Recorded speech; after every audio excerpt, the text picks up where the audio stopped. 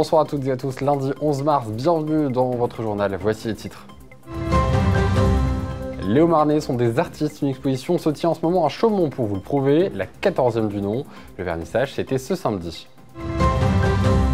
À Bar-le-Duc, l'ambiance était propice aux collectionneurs ce week-end, la foire au vieux papier a attiré du monde. Le camping-car du CIDFF continue son périple haut-marnais à la rencontre des femmes soucieuses de s'informer sur leurs droits. Dernière étape en date, Sandy. Et depuis ce matin, le ramadan a débuté en moins de jeûne, de prières et de partage pour les musulmans. On en parle avec notre invité en fin de ce journal.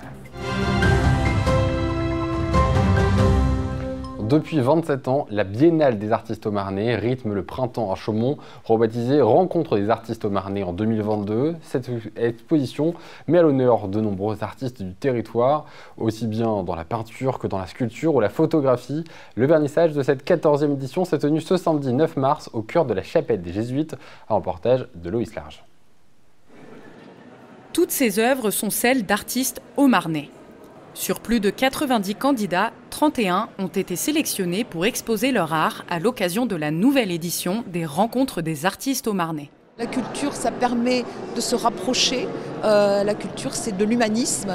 Et en ce moment, dans le monde dans lequel nous vivons, on a besoin d'artistes. On a besoin d'artistes qui s'engagent fortement et qui nous disent qu'on doit se respecter les uns les autres, respecter la nature, respecter la faune, la flore, aimer notre terre.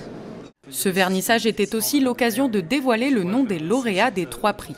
Composé de 7 personnes, le jury s'est basé sur 3 critères: la technique, l'originalité et la démarche artistique.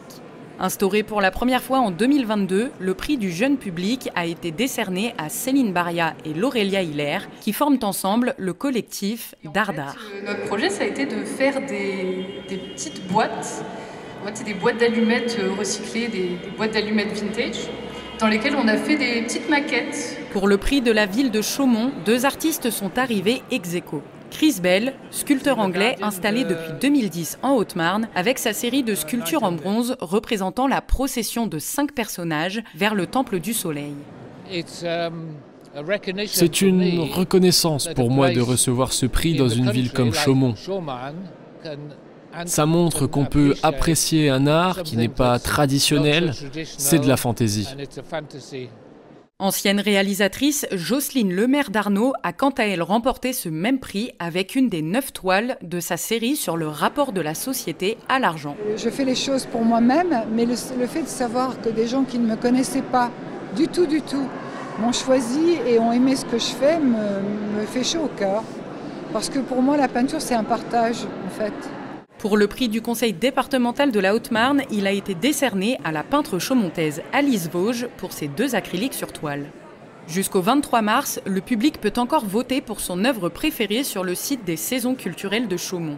La 50aine d'œuvres exposées est à découvrir à la chapelle des Jésuites de Chaumont jusqu'au 1er avril. Chaque samedi à 15 h, des moments d'échange avec les artistes sont également prévus à la librairie Apostrophe.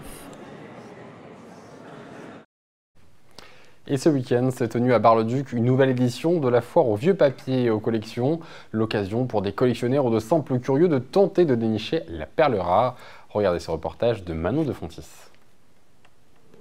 Des vieux livres aux anciennes cartes postales, en passant par des pièces de monnaie ou encore des affiches, le choix était large ce week-end pour les bibliophiles à l'occasion d'une nouvelle édition de la foire au vieux papier et collections de Bar-le-Duc. Cette année, cet événement très prisé par les Barisiens célèbre sa 42e édition. L'organisation de cette traditionnelle manifestation a été reprise par l'association Patrimoine en Barrois en 2022. Je pense qu'il y a d'une part évidemment un phénomène de curiosité, heureusement, et puis il y a aussi un phénomène de collection. Il y a des vrais collectionneurs. Là, ce matin, à 10 h à l'ouverture, en réalité, les gens qui sont rentrés, c'est vraiment avant tout les collectionneurs qui sont là pour trouver la bonne affaire, trouver ce qu'ils ont envie, trouver quelque chose qu'ils cherchent depuis longtemps peut-être, et qu'ils ont peut-être l'occasion de trouver ici. Des collectionneurs ou de simples curieux étaient donc réunis à la salle du Mât pour tenter de dénicher la perle rare sur les divers étalages. Une vingtaine d'exposants avides de partager leur passion étaient sur place, ainsi que quelques auteurs régionaux. Même si on ne vend pas beaucoup, on rencontre des personnes, on discute avec d'autres personnes, c'est plein d'échanges. Franchement, moi j'ai un enthousiasme terrible.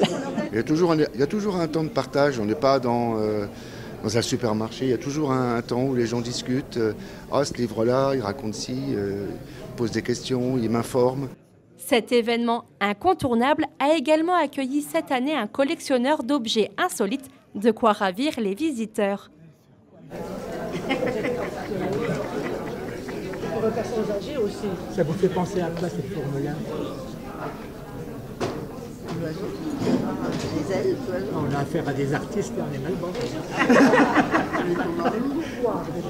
Plus de 700 personnes étaient attendues dans la Cité des Ducs à l'occasion de cette nouvelle édition de la foire aux vieux papiers et collections. Et on vous en a parlé il y a quelques semaines, le camping-car itinérant du Centre d'information sur les droits des femmes et des familles, le CIDFF de Haute-Marne, continue de sillonner les routes. Pour la journée des droits des femmes, il s'est installé sur le parvis du centre socioculturel de Saint-Dizier pour sa première venue dans le nord du département.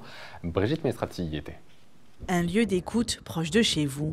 Pour la Journée internationale des droits des femmes, un stand de prévention et de sensibilisation a été installé sur le parvis du centre socio-culturel de Saint-Dizier.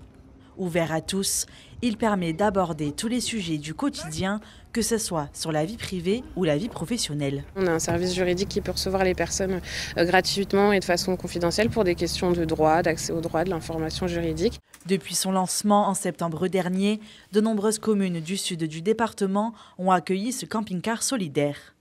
Dans le but d'aider le plus de personnes, il fait maintenant route vers le nord de la Haute-Marne. Nous, on est là pour justement, en fonction de tous les soucis que vous pouvez rencontrer dans la vie, pouvoir vous orienter vers les bonnes personnes et que vous soyez vraiment pris en charge en fonction de vos besoins. Plusieurs femmes ont découvert ce camping-car ce vendredi. Depuis le début de son voyage, 19 personnes ont été prises en charge par ce dispositif. Il sera présent au mois d'avril à Vassy et Rachecourt-sur-Marne. Le Ramadan, un mois de jeûne, de prière et de partage pour les musulmans, a commencé ce lundi en France. Il doit se terminer le 9 avril prochain. Bonsoir Michael Hirol. Bonsoir. Vous êtes le porte-parole de la communauté turque de Saint-Dizier. Pour poser le cadre, finalement, qu'est-ce que c'est le Ramadan ? C'est un des 12 mois dans le calendrier que suivent les musulmans dans les pays islamiques. Et donc le mois de Ramadan, c'est le mois saint, c'est le mois béni pour nous, auquel on doit être encore plus prier que d'habitude et surtout jeûner pendant tout ce mois-là. Qu'est-ce que c'est comme signification historique finalement dans l'islam, le Ramadan ? Alors c'est le mois où le Coran a été révélé pour la première fois à notre prophète, Mahomet. Et il y a également d'autres événements qui ont eu lieu durant ce mois saint qui fait que ce mois a une toute autre signification pour nous. Mais c'est surtout cette obligation du jeûne qui rend encore plus important ce mois pour nous. Alors on en parlait, le Ramadan, aujourd'hui il débute donc le 11 mars, c'est pas le cas chaque année. Non. En fait, comme c'est un calendrier lunaire qui dure 10 jours de moins que le calendrier solaire, tous les jours, le mois du Ramadan avance de 10 jours par rapport au mois du calendrier grégorien. Ce qui vous fait finalement vivre des expériences un peu particulières en fonction si on est en été ou en hiver, effectivement, quand tombe le Ramadan. Pourquoi jeûne-t-on du coup pendant ces 30 jours de durée du Ramadan ? Alors le but primaire, c'est de ressentir ce que vivent au quotidien les gens qui sont dans la nécessité, qui ne peuvent pas manger à leur faim. C'est surtout de comprendre leur malheur et ensuite justement d'être plus dans la donation du fait qu'on partage cette peine avec eux. L'ouverture vers l'autre, du coup, par justement ressentir effectivement ce que vous disiez, donc les sensations du dénutri.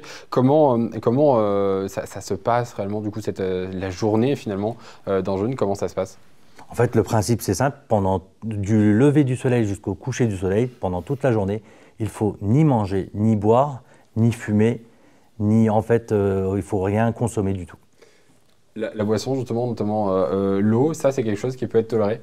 Non, ce n'est pas toléré, ni même l'eau. Ni même pendant une période estivale, non, justement, il n'y a aucune exception, c'est pas d'eau, pas de consommation de nourriture, ni même la cigarette pour les personnes qui en consomment. À quel moment, du coup, vous restaurez ou vous buvez justement pour vivre, justement ? Donc au moment du coucher du soleil, le soir. Alors comment ça se passe ? Donc là, c'est-à-dire que chaque soir, au moment du coucher du soleil, ce qui arrive un petit peu en ce moment, ces heures-ci, vous avez du coup la rupture du jeûne. C'est ça, la rupture du jeûne. Donc c'est un moment de partage pour nous. On a l'habitude généralement de passer ce moment en famille, voire même de se réunir avec des amis ou les voisins et de partager un repas tous ensemble. Cette rupture du jeûne, ou est-ce que même le ramadan lui-même peut être décalé en fonction des dates par rapport à la situation de santé de la personne, femme enceinte, etc. Comment ça se passe? Justement, je vais vous parler de règles où il ne faut pas boire, etc. Mais toute règle a son exception. Donc, les problèmes de santé font partie de la liste d'exceptions qui fait que la personne peut être exemptée de ce jeûne. Vous me parliez justement de moments où vous vous rassemblez dans cette rupture du jeûne, en famille ou entre amis justement. Est-ce qu'il y a des événements qui sont organisés, des événements qui rassemblent toute la communauté? Eh ben, prenons l'exemple de notre communauté turque. On réalise des jeûnes généralement les week-ends au sein de notre association pour que tous les adhérents puissent se réunir et partager un repas tous ensemble. Des événements qui sont ouverts au public ou ça reste vraiment dans la communauté? Alors, ce que nous, on organise, ça reste entre communautés. Et ce que je sais, c'est que, par exemple, l'association Elfat, qui, eux, organise des ruptures du jeûne, chaque soir, ouverts à tous, pour que, également, les plus démunis puissent trouver un repas chaud également. On avait suivi justement dans quelques reportages les années précédentes justement des distributions qui étaient mises en place, organisées directement depuis cette mosquée. Sinon, comment le jeûne sur votre quotidien agit? Est-ce que vous, du coup, vous me disiez juste avant, la première journée est peut-être la plus dure? C'est le temps de l'adaptation en fait. Le corps humain est très intelligent, il arrive à s'adapter à toute situation et en fin de compte, là aujourd'hui, à cette heure-là, j'arrive à être debout en face de vous en train de discuter alors que j'ai pas mis une goutte d'eau dans ma bouche depuis 5 heures du matin. Donc le corps, certes, les quelques premiers jours a du mal un peu à s'adapter, mais une fois qu'on a passé ce cap-là, on le vit très bien. C'est l'histoire de 3-4 jours, le temps de s'habituer. 30 jours, du coup, effectivement, une période du coup, qui peut être amenée à évoluer ou pas en fonction du calendrier. À chaque fois, ça reste 30 jours ou est-ce que les mois peuvent changer justement? Le mois lunaire, justement, parfois ça tombe à 28 jours, 29 jours ou 30 jours. 30 jours cette année? Cette année, c'est 30 jours. La fin du Ramadan sera le 9 avril prochain.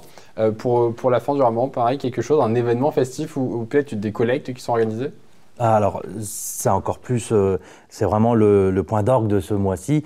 C'est la fête de l'Aïd, donc la fin du mois du Ramadan où on se rassemble tous entre familles pour passer cette journée ensemble et aller rendre visite aussi aux plus grands pour partager ce moment avec eux également. Le 9 avril prochain, du coup, c'est un moment à pas manquer. Le 9 sera le dernier jour du Ramadan et le 10 sera fêté. Effectivement, merci de le préciser. Merci beaucoup, Michael, d'avoir été avec nous aujourd'hui pour nous parler de cet événement important pour votre communauté. On se retrouve demain à 19h pour l'information sur cette télévision. Très bonne soirée tout de suite à la météo. Toute l'actualité en continu à retrouver sur notre site internet et notre application mobile. Retrouvez-nous également sur les box internet Orange, Free et Bouygues Télécom.